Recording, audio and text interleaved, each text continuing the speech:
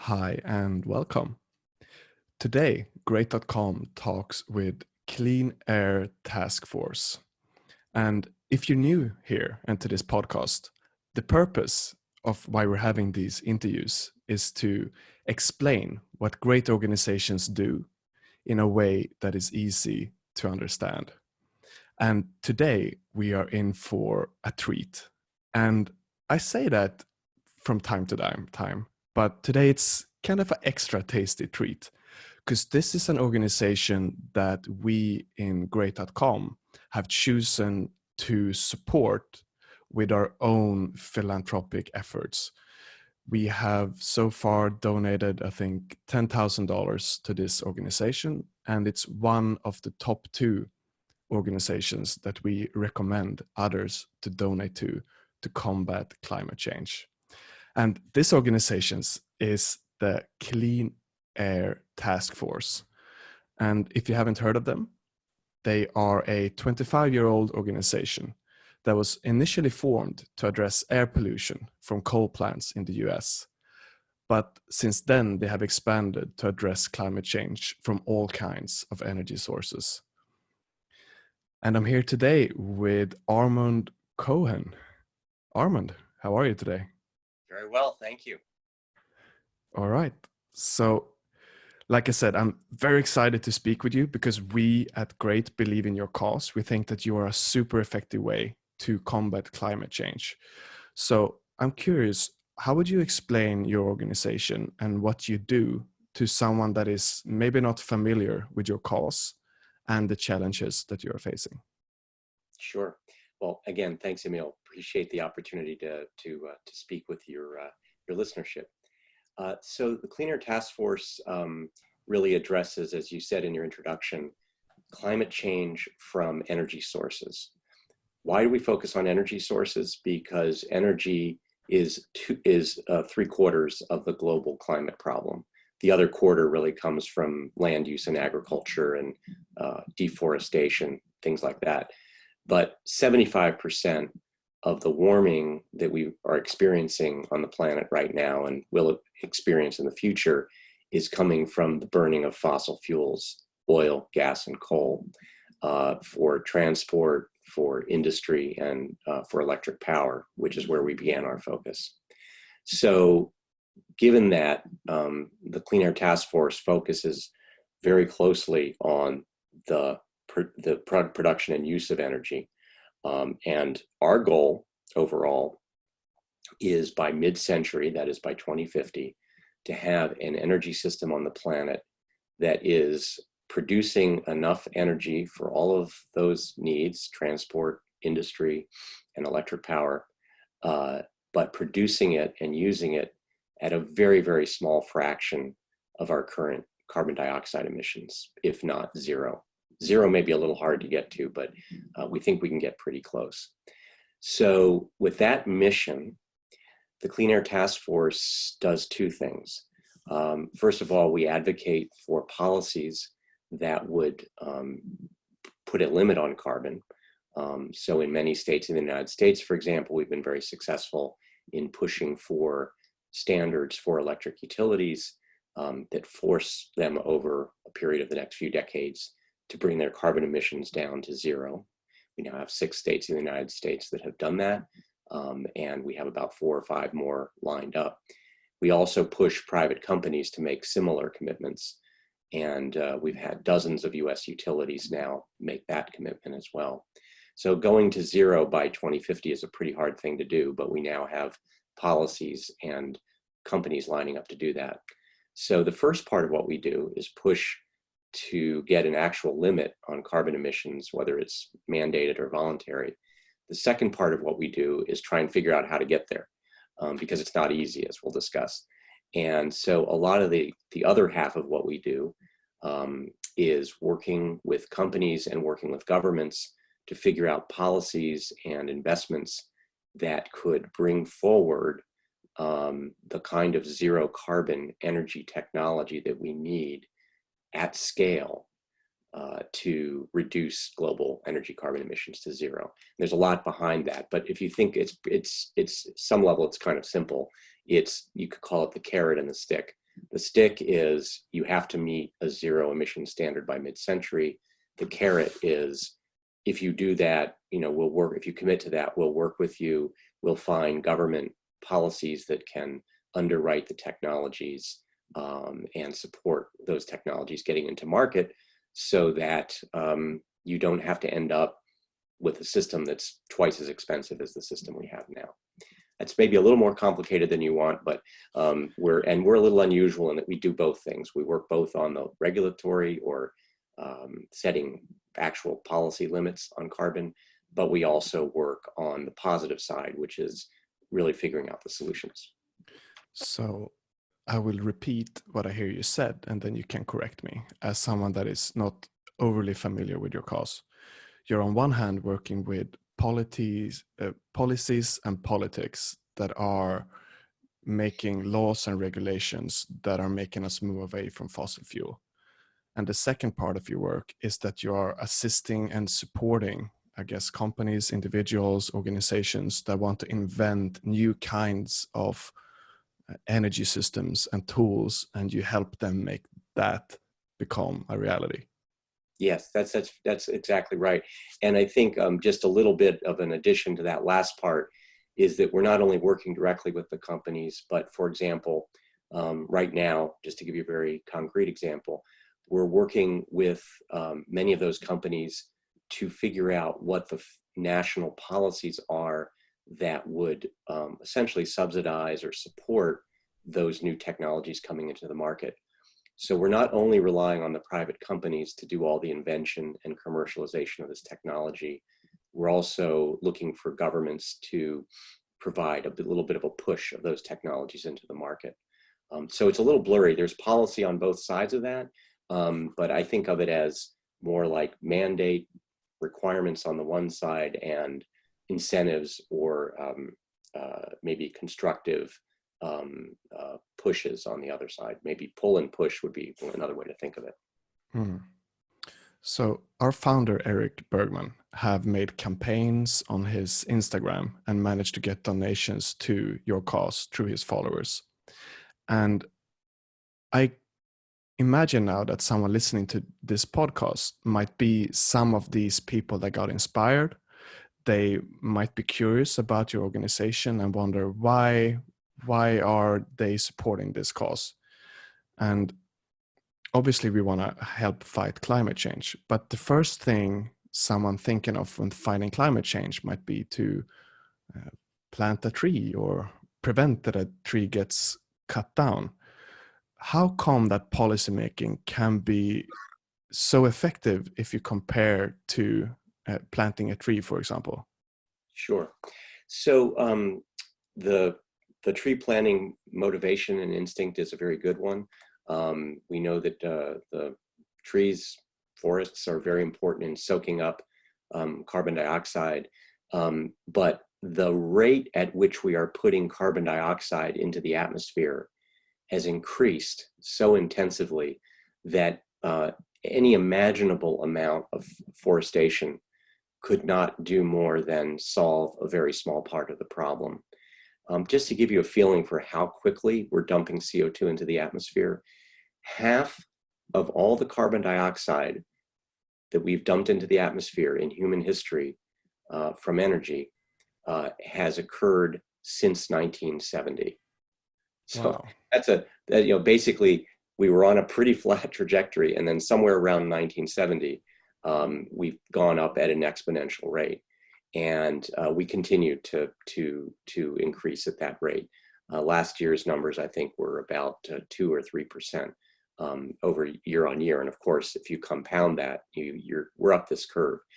So the planet has had to absorb so much more just in the last 40 or 50 years than it has had to absorb in the entire previous multi-million years in which human life or pre-human life has been on the planet.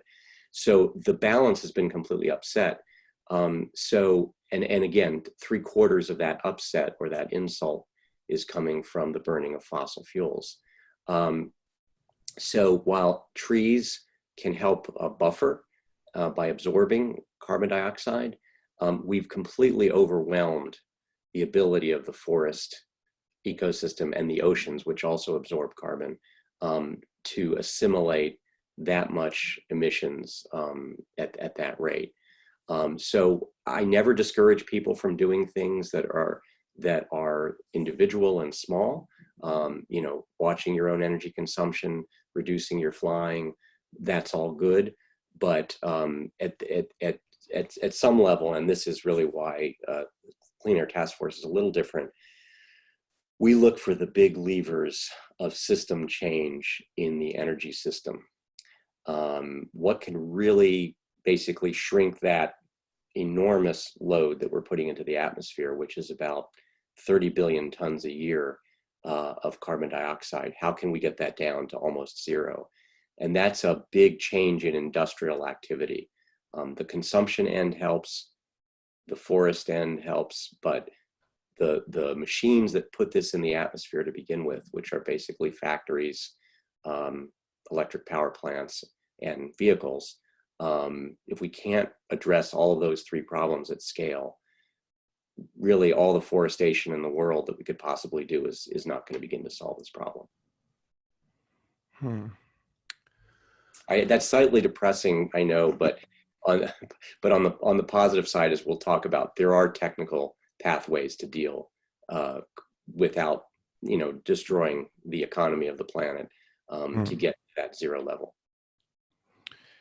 Yeah, because I guess that humans are not going to stop using machines anytime soon, right? So we need to regulate them and invent better ones. So let's say now that someone is listening to this and they want to make some kind of donation to help the climate. If they chose your organization, what would happen with their money? How would you spend them roughly? Let's say it's $100. Yeah. So out of that $100, I would say roughly $30 would go to pushing various government bodies around the world to put carbon limits on those machines. So just to take an example, we're very active right now working in the United States to push for a requirement that all electric power companies meet a zero carbon emission standard by mid-century. And so it's taking national, what we talked about earlier, state level activity to do the same thing. So that's an example of where we spend 30% of our time. Also within that 30%, we've been pushing the global regulatory bodies that control marine shipping emissions. That is the large tankers and commodities that get shipped around the world, which account for about 5% of global CO2 from energy. Very, very large percentage, relatively speaking, to get to zero emission ships by mid-century. So 30% or $30 of that 100 would go to the regulatory stick, if you will, the creation of an actual limit. $70 would go to things like us working with the maritime industry to explore low carbon technologies that could power their ships. So for example, right now, we're in conversation with the maritime industry about using, converting their diesel engines, which is what mostly runs global shipping, to ammonia fueled engines that don't use diesel fuel, but use a zero carbon fuel, which is ammonia made from hydrogen. And we're having very good success in working with governments and with large companies to figure out how we can get that technology brought to market. Another example of what we would do with that $70 is we're working globally right now with both nuclear power companies that have advanced nuclear technology, as well as the regulators of that technology, to create a pathway for a new generation of advanced nuclear reactors to be developed and commercialized much safer, much cheaper, manufacturable, much faster to build. So think of it as $30 for more traditional regulation, more traditionally what government does, which is says, here's what you can't do, and $70 going to here's how we can help you do what you need to do. And so a lot of what the Clean Air Task Force spends its time doing is scouting the world for technologies that can produce the same quality of transportation or production from industrial processes or electric power, but do it without emitting any carbon. And there are thousands of technologies out there that are capable of doing that.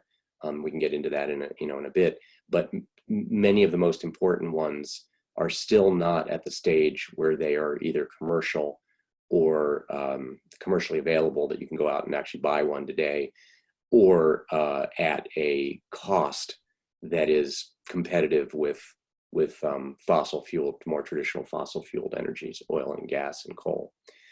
So 30% stick, 70% carrot. Mm.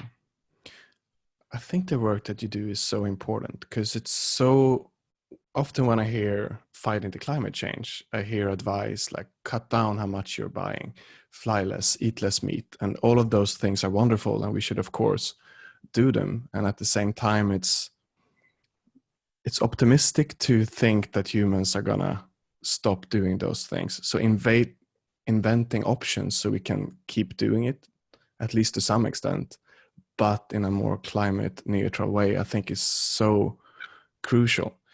And Emil, can I make yes, a point I'd like to make a point about that. So yes, please. I think that one thing we have to recognize about the climate problem is that we really live in two worlds. Some would say three. So let's say three. So we have the advanced industrial economies of the West, basically Europe, United States, and Japan, that have a standard of living that's very, very high, certainly by any standard of human history. And our energy consumption is relatively high. We have the second world, so-called second world, you would say the former Soviet bloc, maybe China is in that mix now, that are, we would call them lower middle class countries. And they consume about half the energy per capita that that first tier, the first world does. Then we have the third tier, or the third world, which is the developing economies of the world, which is more than half of the human population on the planet.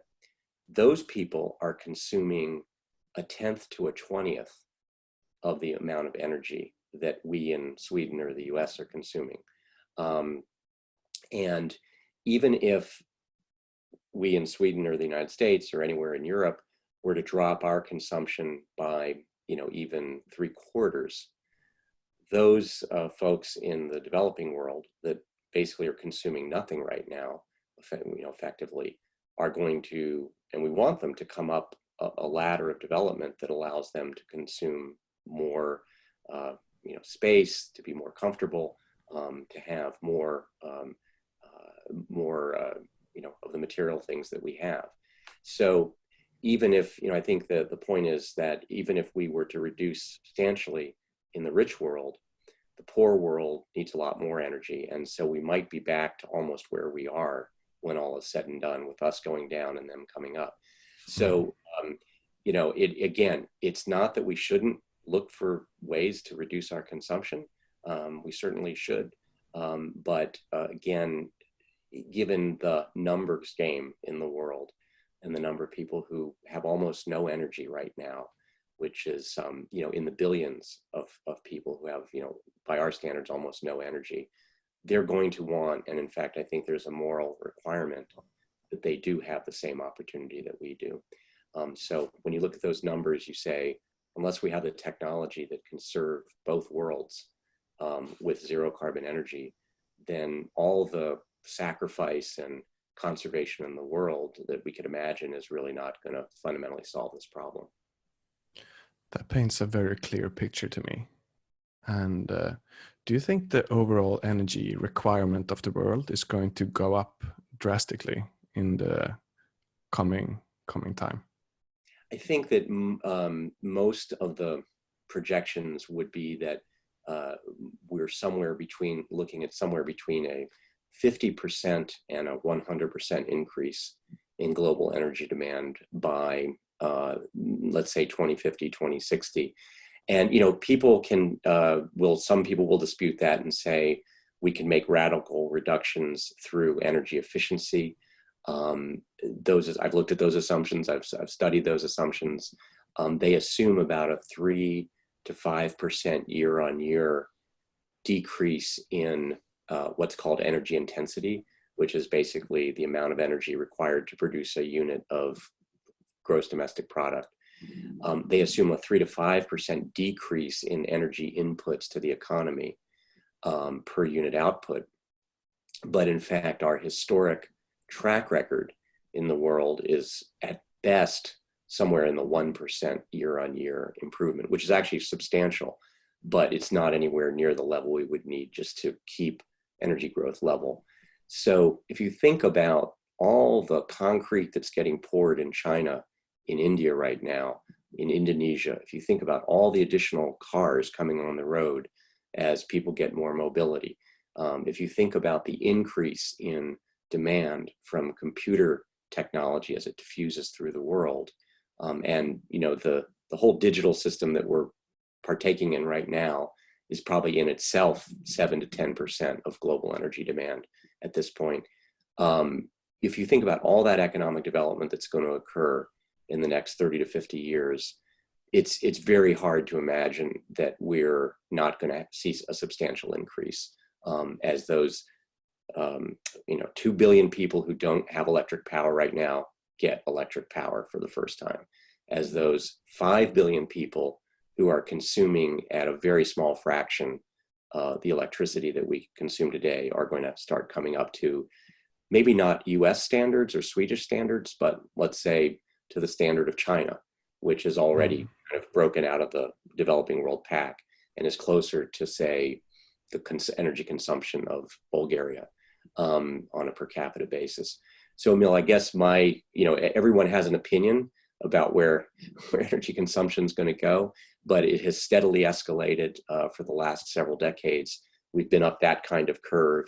I don't think we'll continue on an exponential curve, but I think we are looking at a substantial increase, and most of the mainstream forecasts would say somewhere between 50 and 70% increase on current levels by mid-century.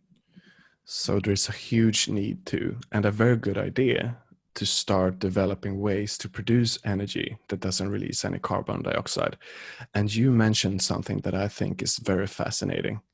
I recently saw a documentary on Netflix from Bill Gates that is involved in this, and it's to create a new type of nuclear power plant. And I guess now that when someone in the audience heard you speak briefly about power plants, maybe 10 minutes ago, there might have been a reaction in them that says, ooh, power plant, I feel uneasy about that. What if there is a disaster? What if a Chernobyl, like the TV series, type accident happens again? What is different about nuclear power plants this time? So the new generation of advanced power plants, which actually aren't that new, interestingly, the world had a very different kind of plant that it was beginning to build back in the 1960s and 70s that we kind of stopped for a whole bunch of reasons we can go into. It had more to do with just lack of interest, and frankly, the drop in coal prices and the fact that coal became so cheap, at least in the United States, we sort of stopped doing nuclear. But these advanced plants, which again, we demonstrated 50 years ago, but then kind of put on the shelf and never really bothered to commercialize, have a number of features that make them much safer, potentially much cheaper, with lower waste output, and with lower risk of being diverted or having material diverted for nuclear weapons.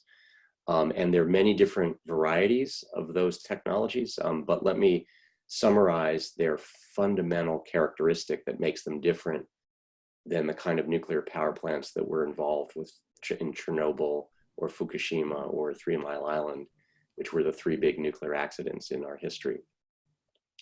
All 3 of those accidents were caused by a single problem, which was loss of coolant, loss of water.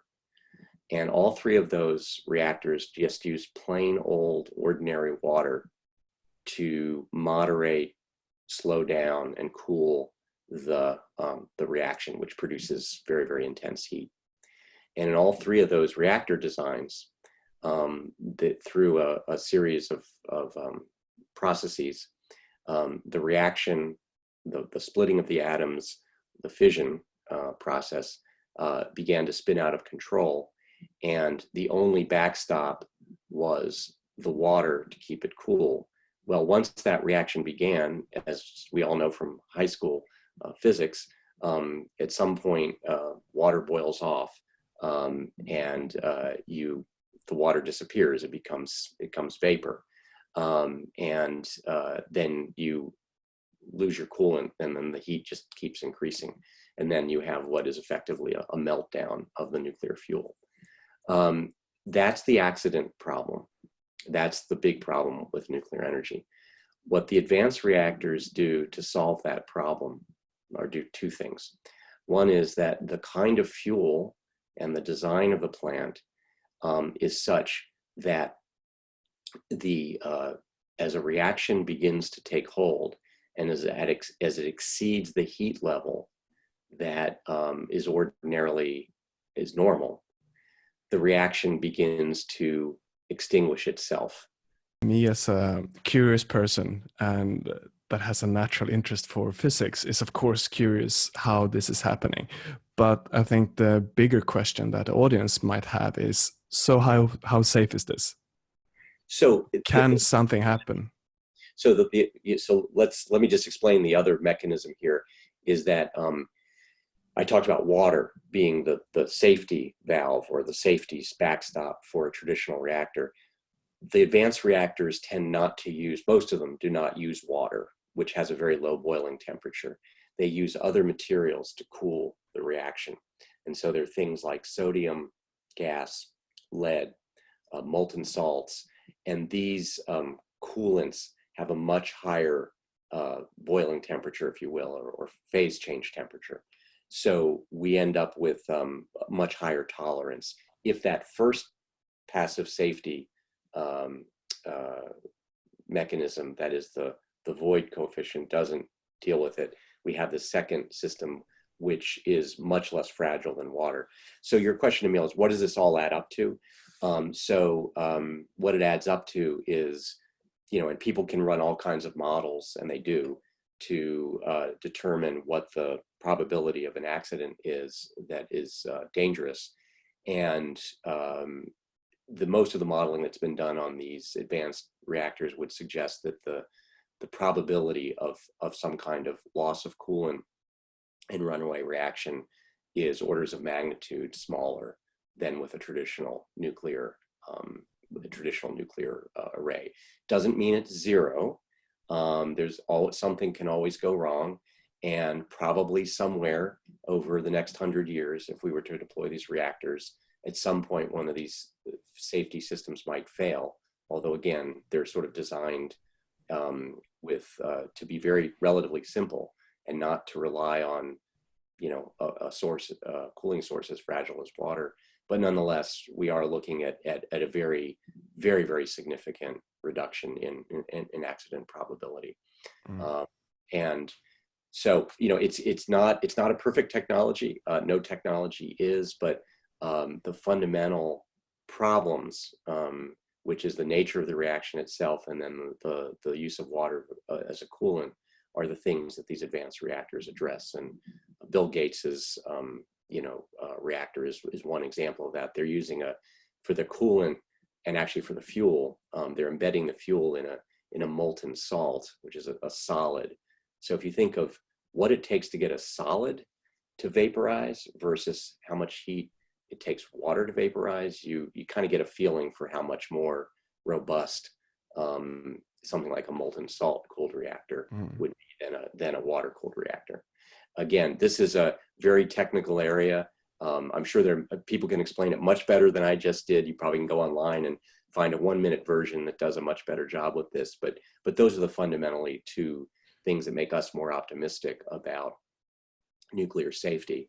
The other thing I would add is that these advanced reactors, by and large, are much smaller even though they can produce the same amount of energy, because you don't need these massive systems to contain and circulate water, which is when you look at a nuclear power plant today, most of it's not the actual nuclear production part of the facility. That's a very small portion of the entire plant. Most of the rest of the plant is typically a containment vessel to keep that reaction under very high pressure so that the water doesn't get out. If you're not worried about containing water boiling off, you can shrink the footprint of that plant substantially, which means a lot less steel, a lot less concrete, a lot smaller footprint, and these plants become much more like airplanes that can be produced in a factory, or like a gas plant, a power plant today, made in a factory, shipped to site, bolted to the ground. That's a little oversimplified, but you can imagine if you have a mass production kind of capability for these plants, you can imagine that the cost would be much lower than what we do today, which are very, very large, lengthy construction projects. So then you're saying that there is a small chance that there might be some kind of accident moving forward. And as we know from, for example, Chernobyl, that could go potentially really, really bad.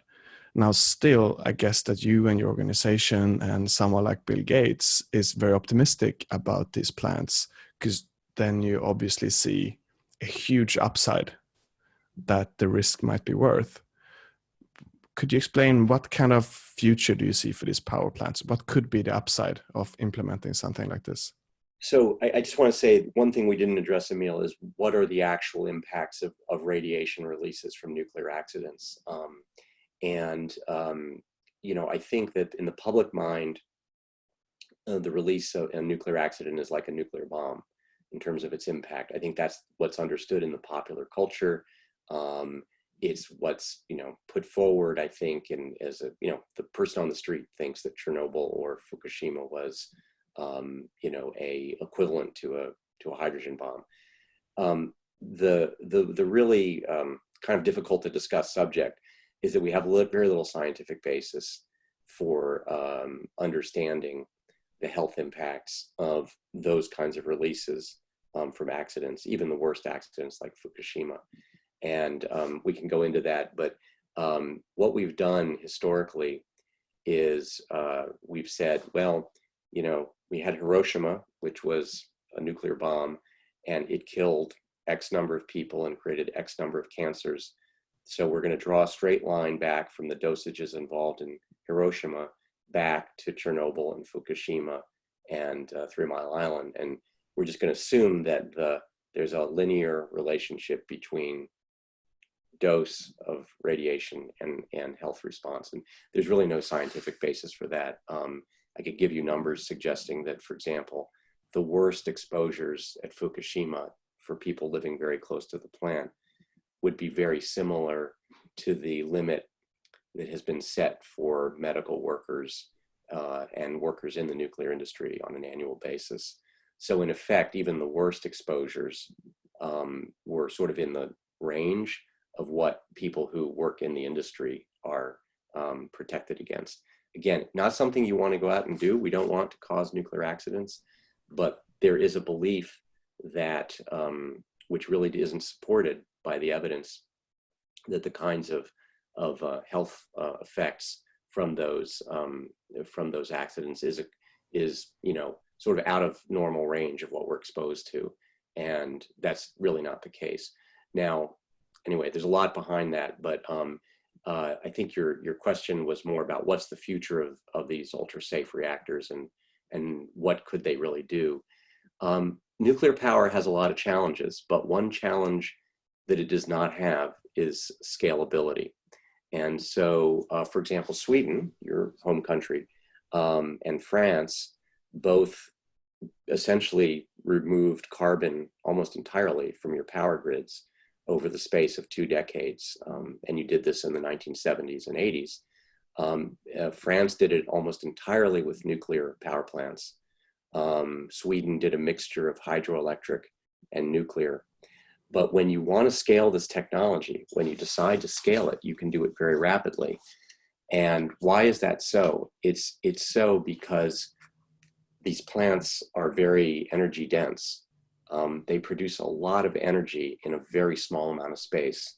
You know, 2 or 3 orders of magnitude more energy per unit of space compared to, let's say, a wind plant or a solar plant. So again, they have some challenges, and building these, you know, is not Could you just explain order of magnitude? What do you mean by that? So to be 10. clear. So so an order of magnitude is a multiplying something by the number 10. Okay. So let's say that let's say that a nuclear power plant, let's say just for sake of argument,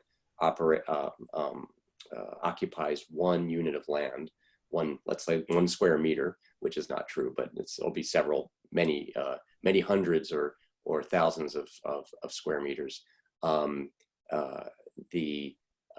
Let's say the number 1 represents the amount of energy put out on that square meter. The equivalent amount of square meter area that you would need to produce that same amount of energy would be, let's say, probably something in the order of 3 orders of magnitude higher, which means 1,000 units rather than 1 unit. So 1 unit of land to produce a unit of energy for nuclear, 1,000 units of land to produce the same amount of energy if we're doing wind energy or solar. And this is not a theoretical problem.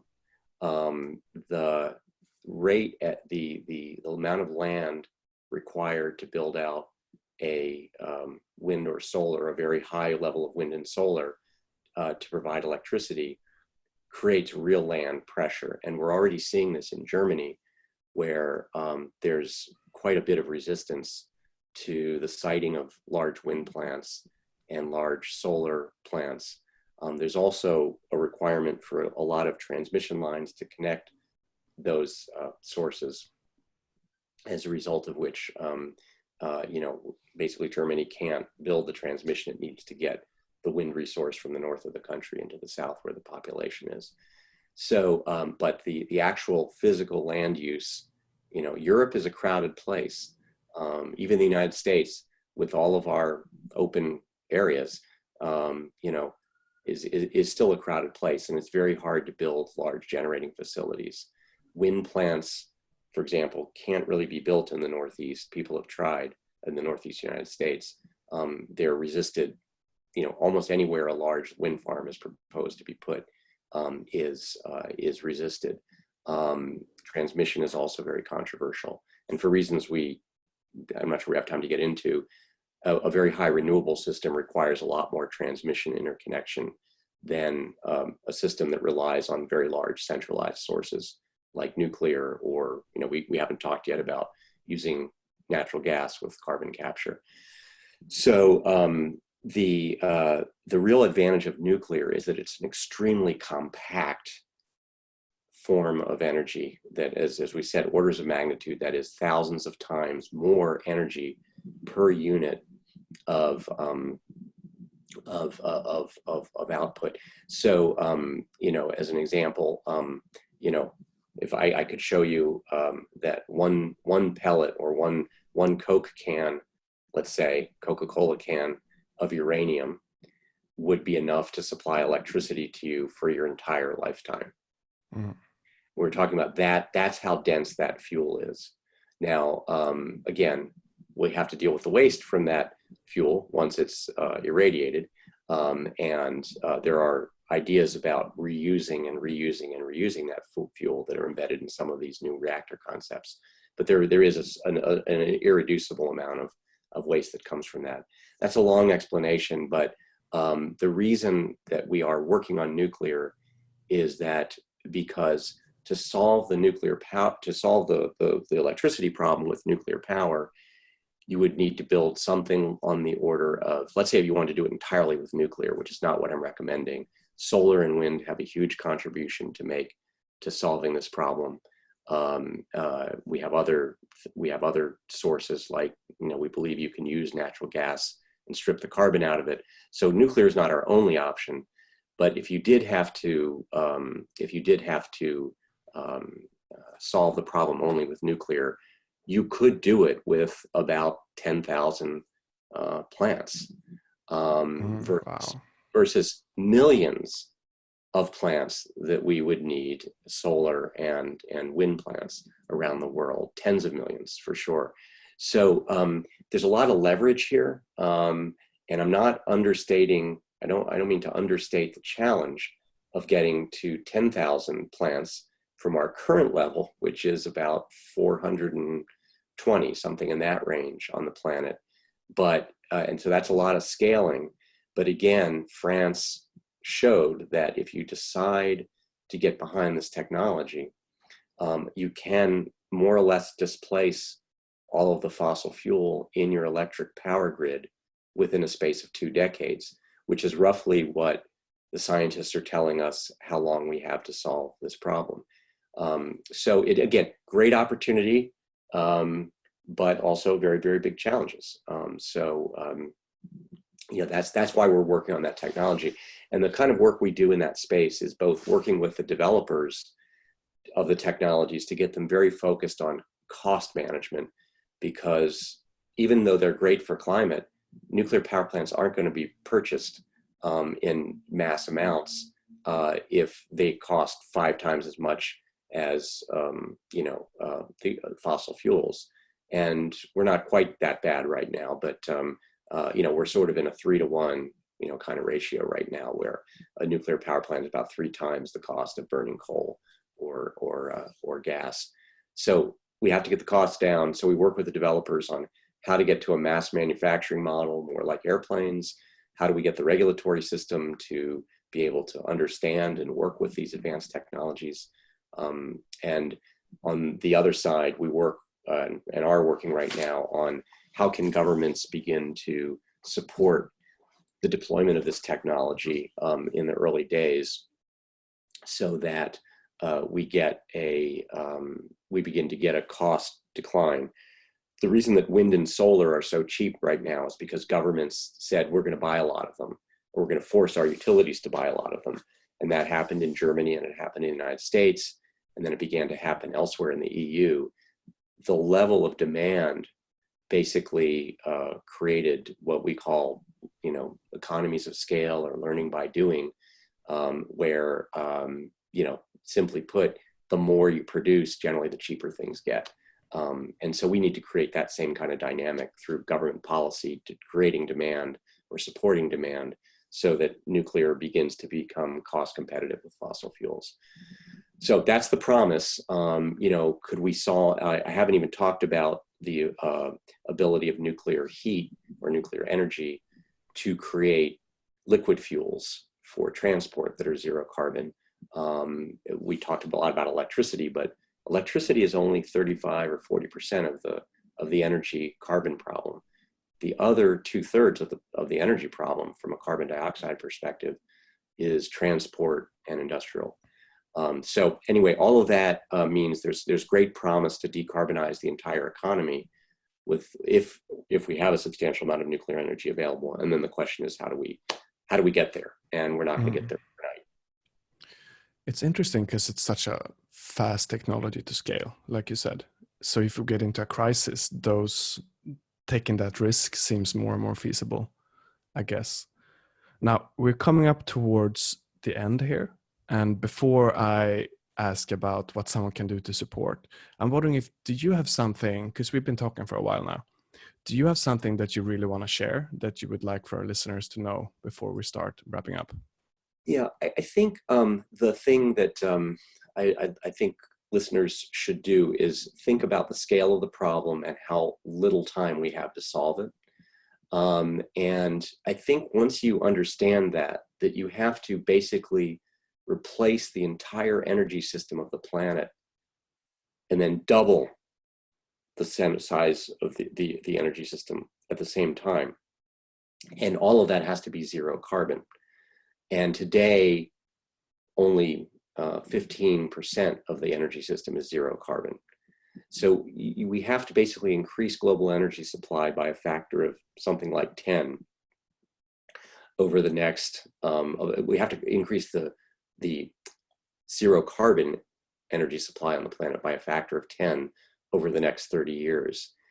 When you realize you're talking about a 10x increase in what is essentially a $1 trillion industry, and it all has to be zero carbon, you begin to think about the problem differently. And that's why advanced technology becomes much more relevant. We've made huge strides in wind and solar energy in the last 10 years, but it only constitutes 2% of global energy supply today. So we've come from a very small base. And I support that should go up, that we want to do everything we can to make that go up. But we've been really working hard at that now for a couple decades, most intensively in the last 10, and we're only at 2% wind and solar. So you can, and a lot of people will say, well, why don't we just power the planet with wind and solar and solve our problems? And again, it's a question of scale. This is a race against time. And so our approach, and ours is not the only organization that looks at it this way, is that given that little amount of time, and that the steepness of that hill we have to climb, you have to think about this challenge and open your mind to multiple technologies playing a role, including nuclear, with its risks. I would argue, you said earlier, maybe nuclear is a risk worth taking. I would say it is, and we may not succeed, but we can't afford to restrict the options that we're looking at, because if we just rely on one or two options, we're probably going to fail. I can imagine now that someone is listening and are thinking to themselves, wow, things need to change on a big scale and they need to change quick. And I want to be a part of assisting this change. What can someone do on a personal level or as an organization to help your cause?